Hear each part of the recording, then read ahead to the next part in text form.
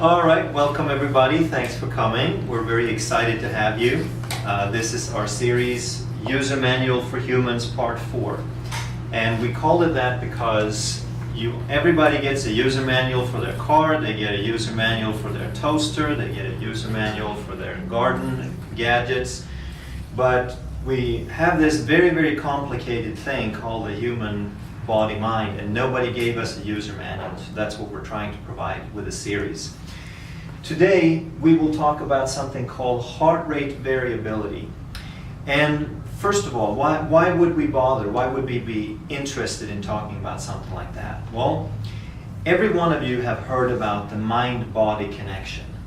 Everybody has heard that the mind is very important. How you feel is very important in development of health or disease.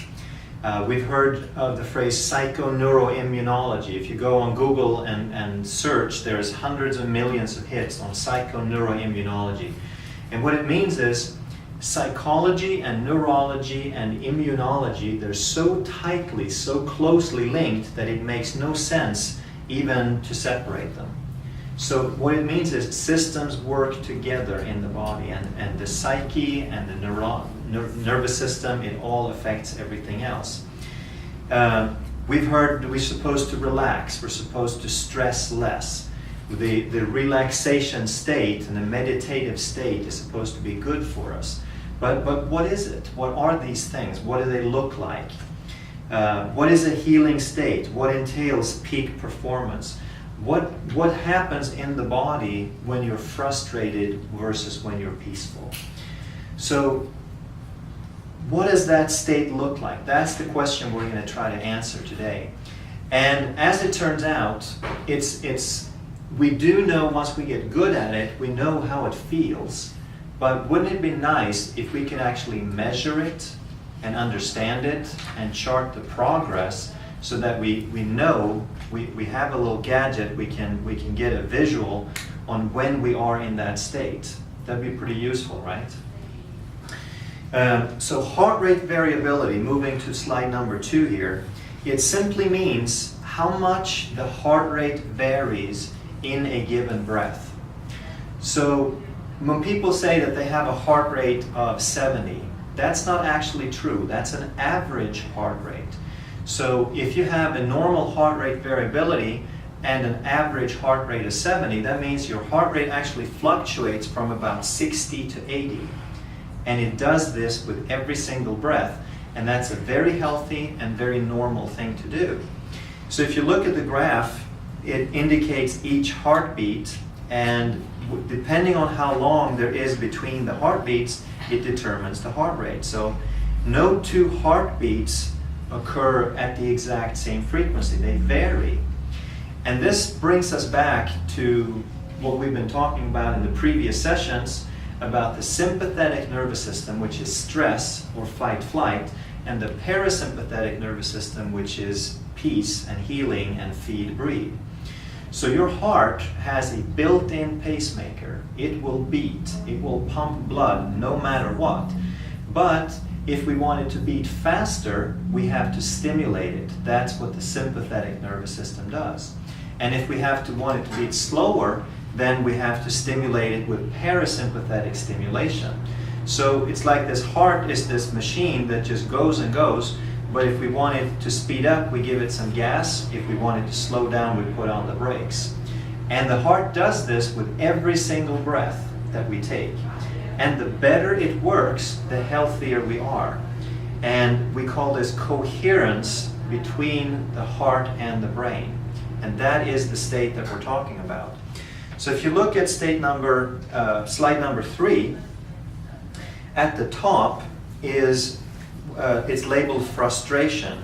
That's what the heart rate variability looks like for a given person. It is, I'm not going to mess up the graph there.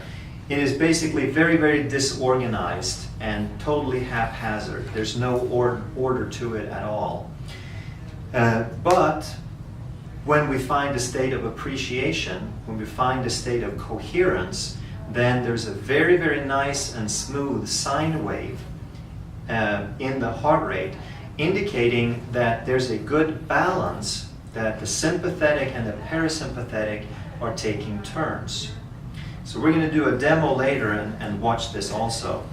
So in the last 20 years, there's been even 10 years, there's been a lot of new development in this area. And there's a lot of nice little gadgets for people that they can use for home use to measure and train this heart rate variability.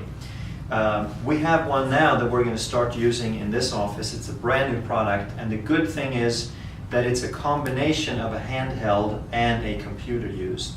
So you can use it in both places. You can carry it in your pocket, you can practice as you're driving or as you're sitting in a meeting, and then it saves the session and you can upload it and take a look and see how you progress over time.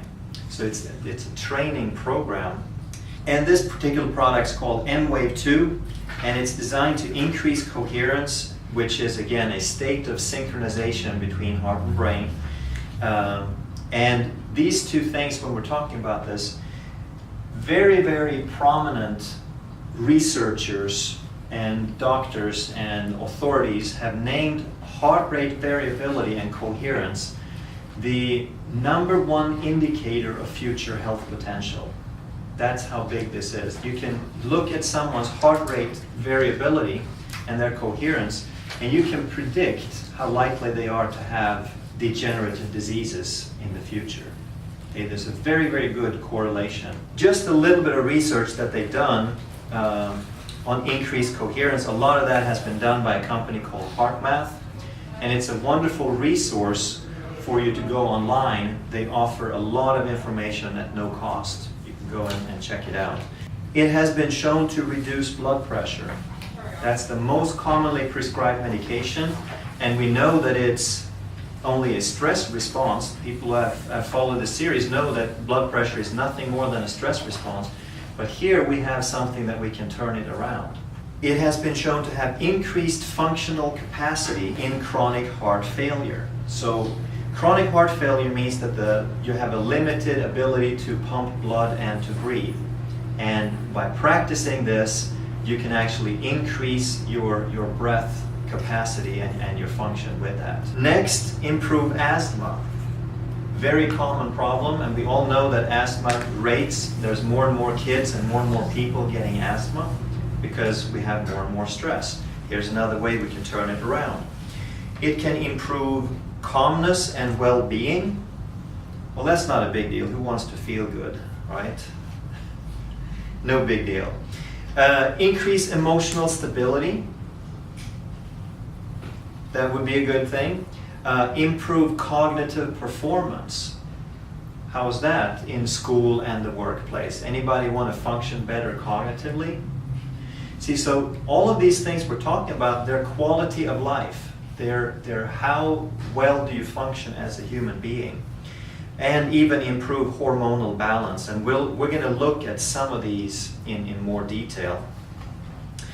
And then I've included a cartoon here, my favorite cartoonist, Glassbergen. There's this guy at the doctor saying, "I've always been a high achiever, always striving for bigger, faster, greater. And now suddenly I'm expected to settle for lower blood pressure and less cholesterol."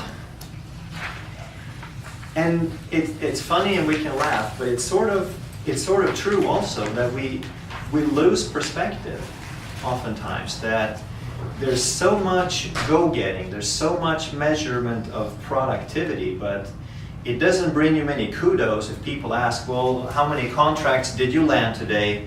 None, but I felt really good. And yet, that's what life is about. It's the quality of life depends on how we feel. So we need to find some balance. And real quick, just to give you an idea that this is becoming more and more widespread. The next slide, who uses this technology? We have individuals, corporations, executives, hospitals, physicians, mental health care facilities, government agencies, police agencies, pro athletes, families, schools, pain clinics, ADD clinics, ADHD clinics, drug rehab clinics, and weight loss clinics. So it's catching on. People are the cutting edge people, researchers, they're starting to understand that this sort of technology is a big deal. So we're using